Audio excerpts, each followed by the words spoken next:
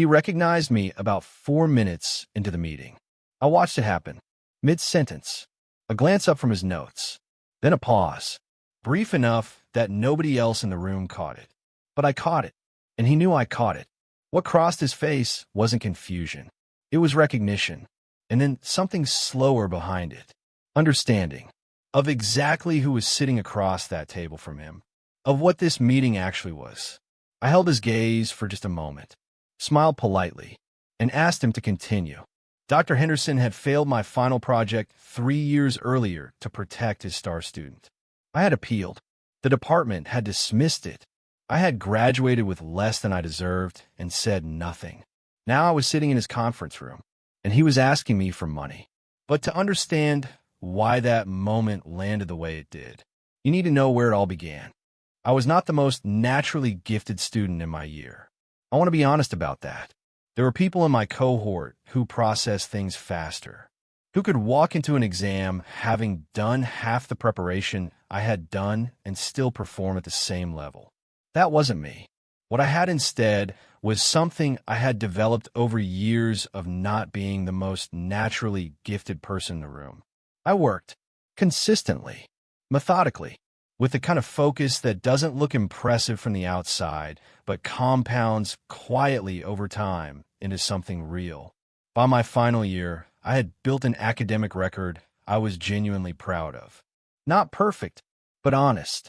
Every grade on it was earned through effort and understanding rather than talent alone.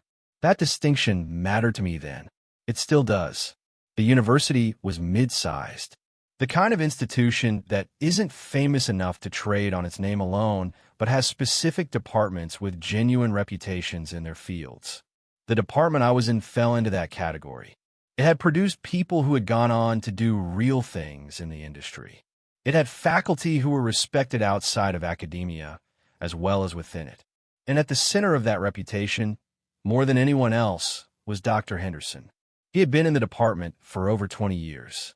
Had supervised research that had been published in serious places, had connections to industry that the university used regularly when it needed to present itself as relevant to the real world. He was the kind of academic who understood his own importance and moved through the department accordingly. Not arrogant exactly, more certain of his judgment, certain of his taste, certain of who deserved recognition and who didn't. I had him for 2 modules in my second year before he became relevant to my final year project. He was a good lecturer when the subject interested him. Clear, precise, occasionally genuinely illuminating. But even then I noticed something about how he operated in the classroom. He had favorites, not in a subtle way, in the way that everyone in the room can see, but nobody says out loud because naming it would be awkward. Certain students received more of his attention. More detailed feedback, more of the particular energy a good teacher brings when they believe in someone. Oliver was one of those students. He had arrived in the department the same year I did. Smart, polished, the kind of person who could articulate ideas well in seminar discussions. Dr. Henderson noticed him early. The attention Oliver received wasn't inappropriate on its own. Good teachers invest more in students who show promise. That's reasonable. The problem was what happened to the quality of engagement with everyone else. It didn't just plateau. It contracted, as though there was a fixed amount of academic investment available in the room, and Oliver had claimed a disproportionate share of it. I noticed it without resenting it. I had always operated mostly independently anyway. I didn't need a professor's enthusiasm to do good work. I needed clear criteria, access to the right resources, and enough space to think without interruption.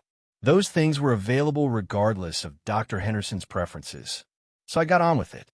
My final year project was the most significant piece of work the degree required.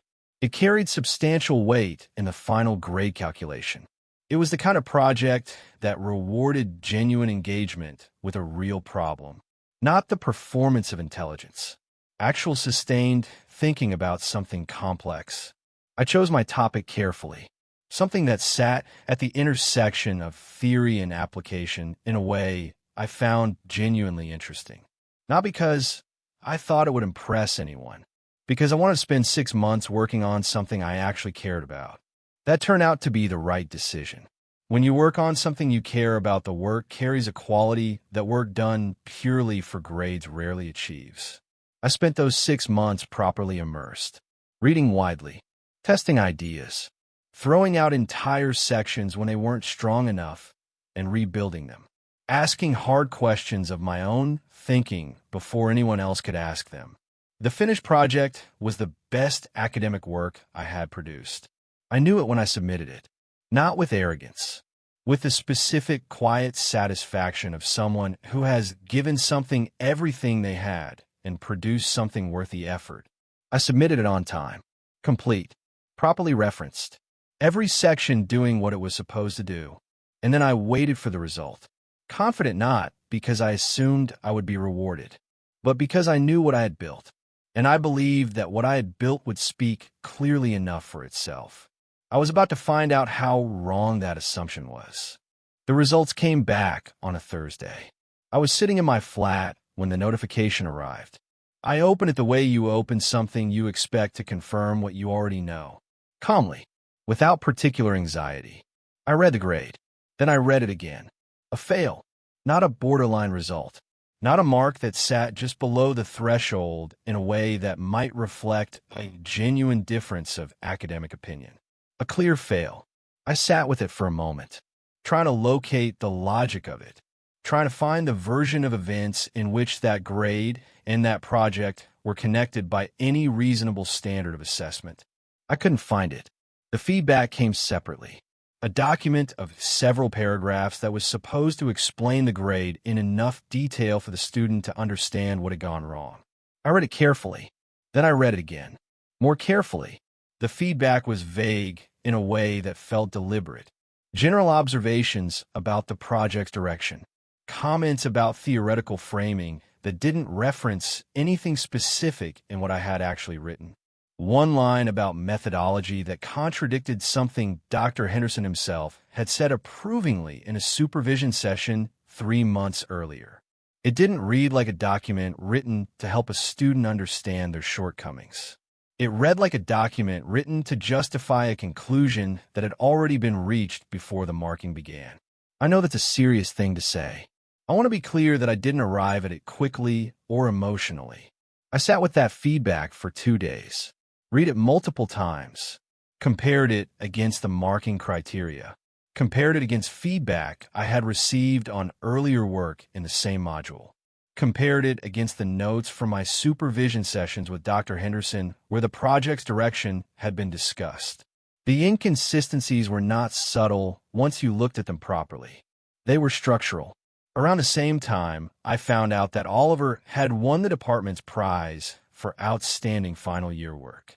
His project had been submitted in the same category as mine, assessed, at least nominally, against the same criteria. I didn't find out the details of his project immediately, but I found out enough to understand that the gap between our results was not explained by the gap in our work. I made an appointment to see Dr. Henderson. I went in prepared. I brought the feedback document. I brought the marking criteria. I brought my supervision notes. I sat down across from him, and I walked through the inconsistencies calmly and specifically, not accusingly, not emotionally, just precisely. He listened with the particular patience of someone who has already decided that listening is a formality. When I finished, he leaned back in his chair, said that marking at this level involves academic judgment that goes beyond a checklist, said that the feedback reflected his considered professional assessment, said that he understood it was disappointing but that the grade stood. He said all of it without looking at my documentation once. I asked if a formal review was possible. He said I was welcome to pursue the appeals process if I felt strongly. The way he said it made clear what he thought the outcome of that would be. I pursued it anyway. The formal appeal required a written submission. I wrote it carefully over several days. Clear structure, specific evidence. The inconsistencies between feedback and criteria documented precisely. The supervision notes referenced where relevant. No emotional language, no accusations, just a detailed and reasoned case for why the assessment deserved a second look by someone independent. It went to the department head, a man named Professor Aldrich. I had met him twice in passing over 3 years. He had the manner of someone who had occupied an administrative role long enough that managing situations had become more important to him than resolving them. He reviewed my appeal, or appeared to. The response came back within a week. It was brief. It said that Dr. Henderson's assessment had been reviewed internally and was found to be consistent with departmental standards. It said the grade would not be changed. It said I could escalate further to the university's central appeals body if I wished. I read it once, folded it, put it in a drawer, and sat for a long time in my flat thinking about what I was going to do next. The central appeals process was available to me. I considered it seriously, but I also understood something about how these processes work. When a department closes ranks around a decision, the burden of proof required to overturn it from outside becomes very high. I had evidence of inconsistency. I did not have evidence of deliberate bias that could be demonstrated beyond what I already had. Without that, the central process would most likely produce the same outcome as the internal one. Another politely worded letter. Another closed door. More time and energy spent inside a system that had already shown me how it intended to treat my case. I thought about what continuing would cost me, not financially, in terms of time, focus, and the particular mental weight of fighting something that may not be winnable through the channels available. And I thought about what it would cost me to stop, a grade that didn't reflect what I had actually produced, a result that would sit on my transcript and require explanation in early job applications. A quiet injustice that nobody outside that department would ever know about. I made my decision, not because I believed the grade was right, not because I had stopped believing in what I had submitted, but because I understood that some battles extract more than they return, and that the most valuable thing I had at that moment was not a grade on a transcript. It was the 4 years of learning that nobody could reassess or reverse. I put the folder in a drawer, graduated with less than I deserved, and said nothing. The first few months after graduating were the hardest. Not emotionally, practically. The grade affected my applications in the specific way I had known it would. Certain graduate programs had minimum grade requirements. I fell below them, not by much, but below is below regardless of the margin. Certain early interviews included questions about my final year results that I had to navigate carefully.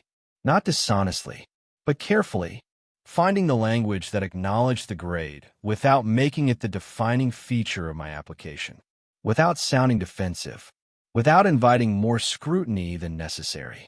That is an exhausting thing to do repeatedly. To carry a result you know is wrong into rooms where people are using it to measure you.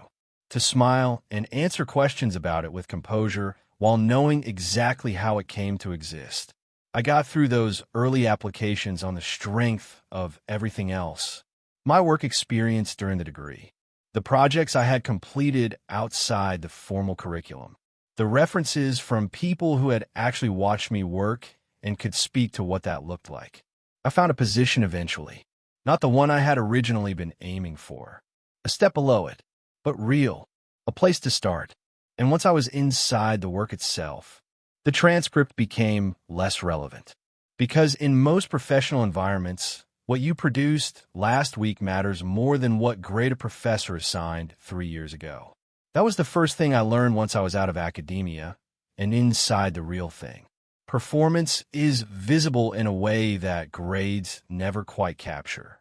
Either you can do the work or you can't. Either the thing you produce is good or it isn't. There is no committee to appeal to and no favorite student to compete against. There's just the work. And the work, it turned out, was somewhere I knew how to be. I kept my head down for the first year, learned the environment, understood the people around me, identified where the real problems were versus where the visible problems were. Those are rarely the same thing. The visible problems are the ones everyone talks about in meetings. The real problems are the ones nobody has found the right language for yet. Finding those and building solutions for them is where real value gets created. I was good at that. Not because I was the smartest person in the room, because I had spent years learning how to look at things carefully before drawing conclusions, how to sit with complexity long enough for it to become legible, how to work without needing external validation to tell me the work was worth doing. Dr. Henderson had not taught me that, but in a strange way the experience with him had sharpened it. When you have been told that something good isn't good by someone with authority over the outcome, and you know with complete certainty that they are wrong, you learn to trust your own assessment in a way that external approval can never fully teach you. That trust became one of the most useful things I had. I moved roles after 18 months. Not dramatically, a lateral move that put me closer to the area I was most interested in. Then another move 12 months after that. Each time I was more deliberate about where I was going and why. Each time the work I was producing was stronger and more visible to the right people. By the end of my third year out of university, I had built a reputation within a specific part of the industry. Not famous, not loudly successful, but known. The kind of known that comes from consistently producing work that solves real problems. That kind of reputation travels quietly and sticks. Around that time, I started thinking seriously about building something of my own. Not out of restlessness, out of a clear-eyed assessment that the problems I most wanted to work on were not going to be prioritized inside someone else's structure. I had a specific idea, something I had been developing in the background for almost a year. I was methodical about it, the same way I had been methodical about everything else. I didn't move until I was ready. And when I moved with the same quiet focus I had brought to everything since that flat in my final year of university. The company I built was not an overnight story. It was 3 more years of the same thing.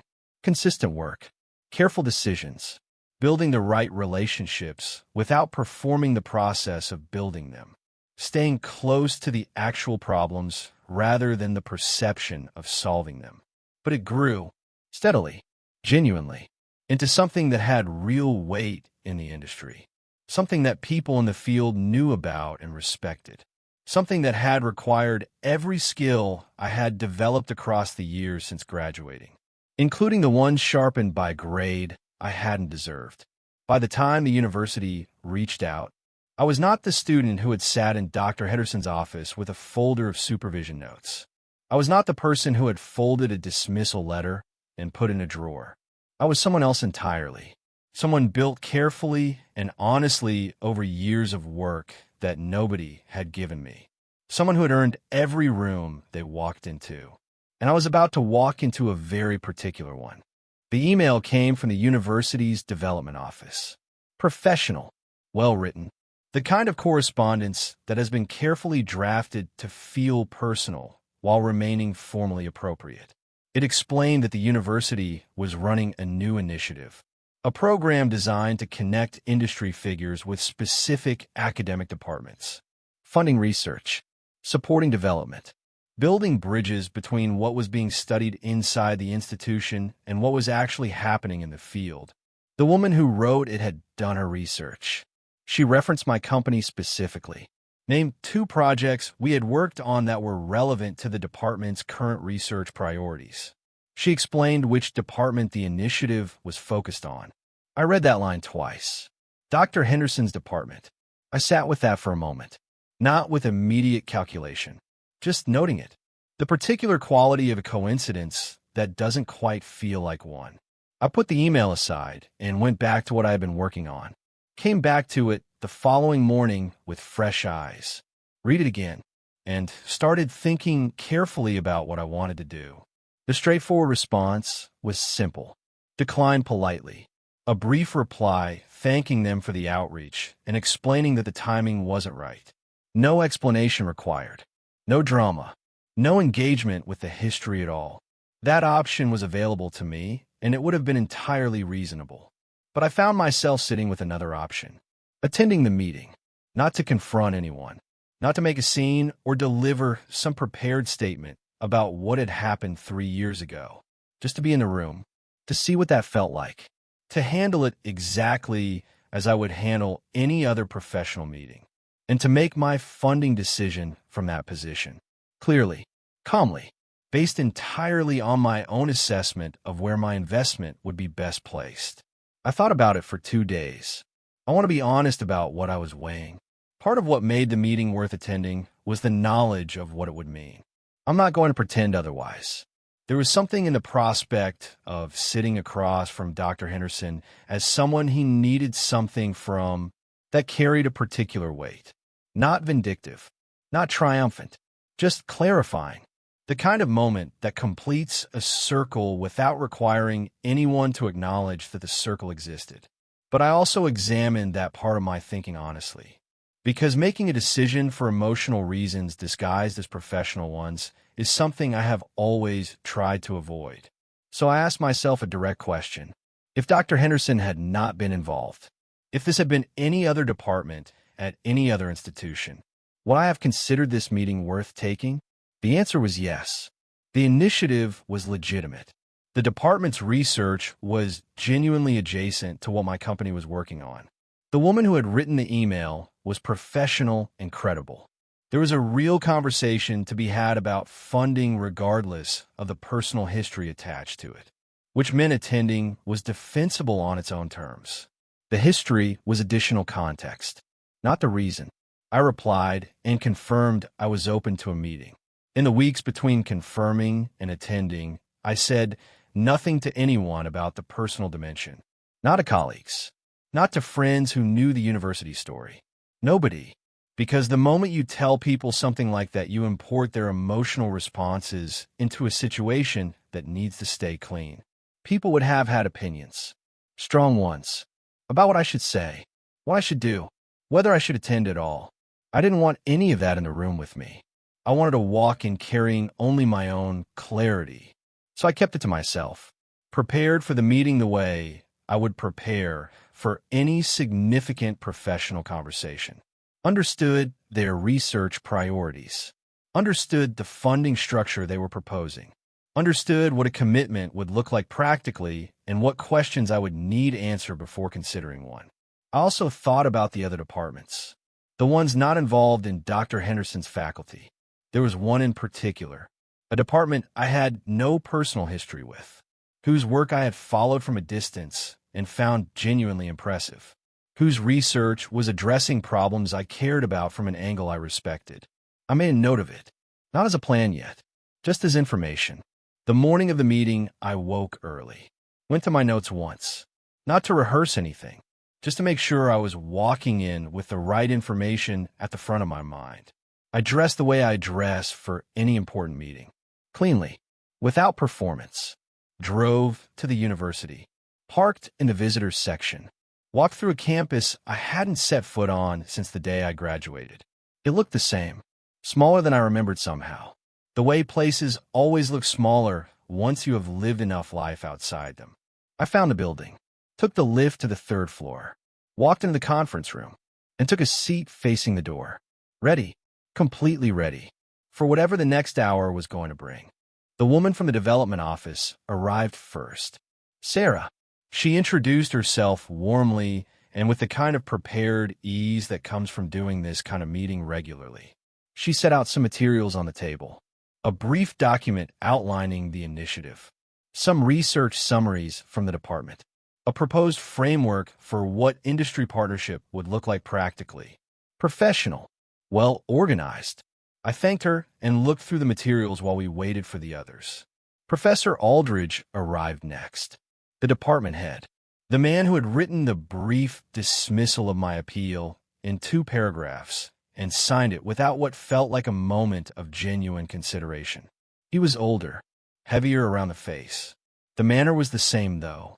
The particular quality of someone who manages situations rather than engages with them. He shook my hand, said my name correctly. No recognition in his eyes. None at all. I was simply the industry figure in the room. The potential funding source that his department needed. That was the entirety of who I was to him in that moment. I noted it without reaction. Then Dr. Henderson came in. He entered the way he had always entered rooms, with that settled certainty. Folder under one arm. The quiet authority of a man who expects the room to orient around him. He sat down across the table, opened his folder, exchanged a few words with Sarah about the agenda, and then began working through the department's research priorities with the polished fluency of someone who has delivered this kind of pitch before. He was good at it. Clear, specific, convincing in a way that people with genuine expertise are convincing when they talk about work they understand deeply. I listened carefully, asked a few questions, genuine ones, about methodology, about how the research connected to current industry applications, about what the funding would specifically enable that wasn't currently possible. He answered well. Aldridge added context occasionally. Sarah managed the room with quiet efficiency. It was, on the surface, a perfectly functional professional meeting. And then Dr. Henderson glanced up from his notes. Mid-sentence, the way you glance up when you want to check that your audience is still with you. He looked at me properly for the first time since sitting down, and stopped. It was brief, half a second perhaps. The sentence didn't fully collapse. He recovered it quickly, continued, but the recovery was slightly too deliberate, slightly too careful. The particular quality of someone reassembling composure rather than simply continuing naturally. I watched it happen with complete stillness. My expression didn't change. My posture didn't shift. I simply held his gaze for the moment it lasted, and then I nodded slightly as if following the point he was making, as if nothing had occurred, because for my purposes, nothing had. The recognition I had seen cross his face was his to manage, not mine. He continued with the presentation, but something in the room had changed, not dramatically, not in a way that Sarah or Aldridge would have named if asked, just a subtle shift in the atmosphere, the kind that happens when one person in a room suddenly understands something that changes the meaning of everything around them. Dr. Henderson understood now. He understood who I was. He understood what I had built since leaving his department with a grade that didn't reflect my work. He understood that the person sitting across the table with the authority to direct significant funding into his department was the student whose appeal he had dismissed without genuine consideration, whose project he had failed while his favorite student took the recognition, whose career he had complicated with a single decision made for reasons that had nothing to do with the quality of the work. He understood all of that in the space of half a second, and then he had to keep presenting, had to keep making the case for why his department deserved investment.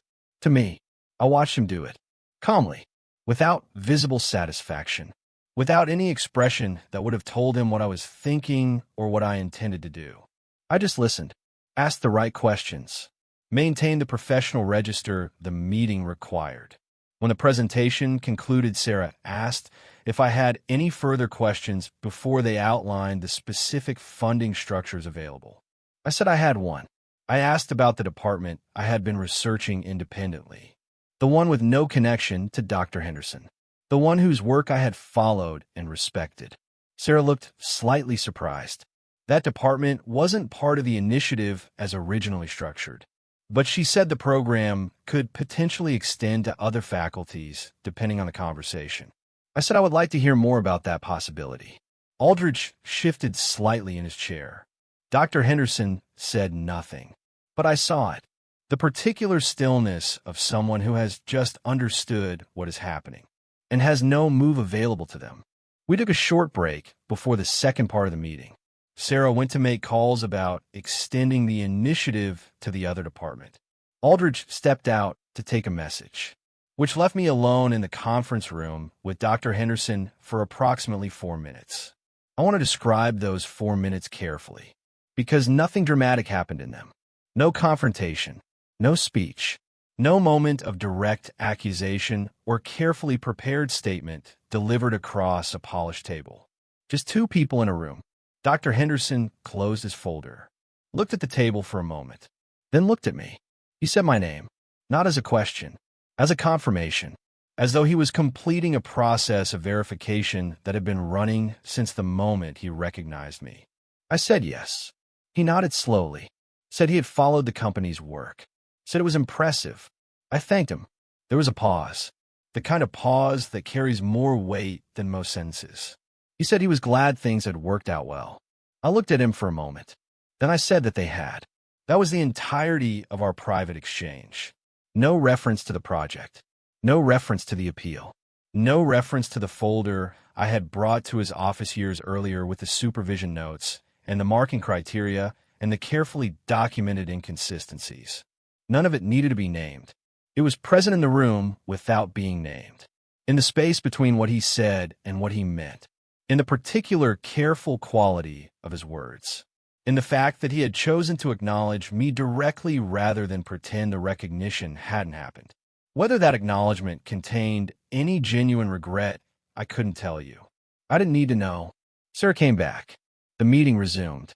She outlined what the extended initiative would look like if I chose to direct funding toward the other department. The structure was straightforward.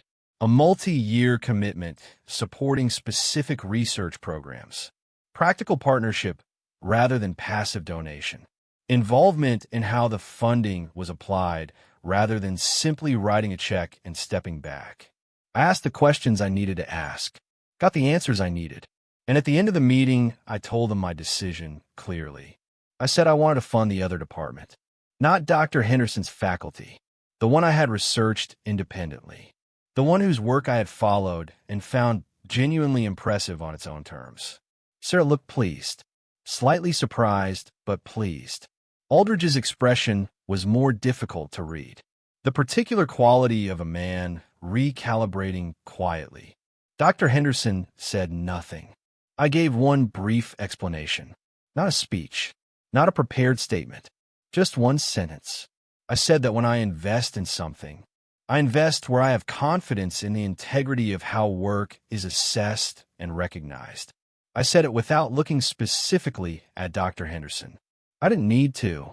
Sarah noted it professionally, moved the conversation toward next steps. The meeting concluded with handshakes and the usual language about follow-up correspondence. I thanked Sarah genuinely. She had done her job well throughout, and none of what had happened in that room was her doing. I shook Aldridge's hand, briefly, professionally. Then I shook Dr. Henderson's hand. He held it for just a moment longer than necessary. His eyes carried something I won't try to name precisely. I nodded once and walked out. I took the lift back down to the ground floor, walked through the campus, past the building where I'd spent 4 years, past the path that led to the department where Dr. Henderson's office still sat, past the car park where I had walked on graduation day, carrying a result that didn't reflect what I had actually produced. I didn't linger on any of it. I just walked to my car, got in, and drove back to the office. The funding commitment to the other department was formalized over the following weeks. It turned out to be one of the more rewarding professional relationships my company built that year. The research was as strong as I had believed it to be. The people running it were serious and genuinely collaborative. The partnership produced real things.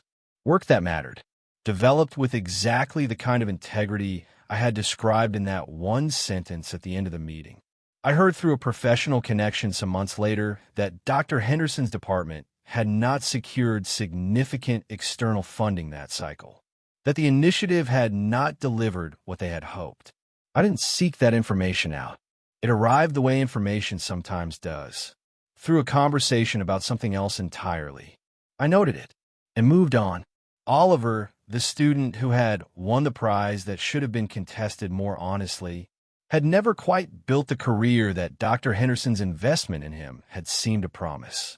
I knew that from industry visibility alone. His name appeared occasionally, in minor contexts, never in the rooms where the serious work was happening.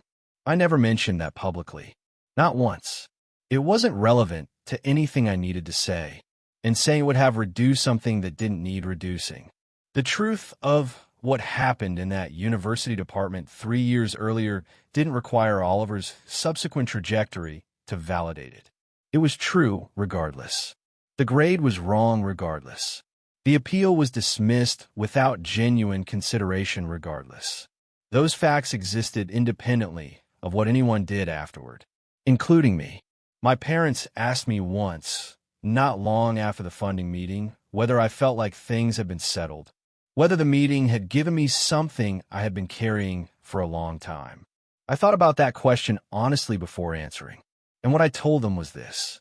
I hadn't walked into that room to settle anything.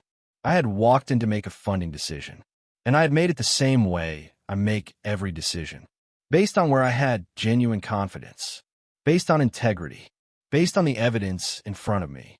The fact that the evidence in front of me happened to include 3 years of history with the person across the table was simply part of the information, not the conclusion. The conclusion was the work. It always comes back to the work. Some doors close on you unfairly, and the only real answer is to build something strong enough that other doors open on their own. If this story connected with you, the patience of it, the decision to let the work speak instead of the grievance, leave it in the comments below. I read every one. The next story is already waiting.